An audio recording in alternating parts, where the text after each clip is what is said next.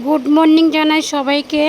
দেখো বন্ধু, আমার সাথে কালকে কী হয়েছে, এই ভিডিওটা যদি না দেখো তোমরা বুঝতে পারতো না যে আমরা এই মন্দিরটাতে গেছিলাম।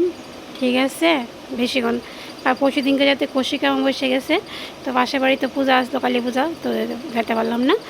তো কালকে গেলাম, তো গিয়ে দেখি মায়ের মন্দির পুরা বদ্ধ।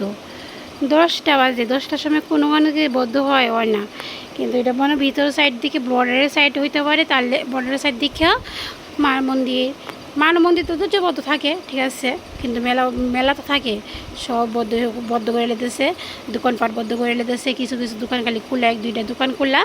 মা না দিতে বললাম ভোগ না কিচ্ছু।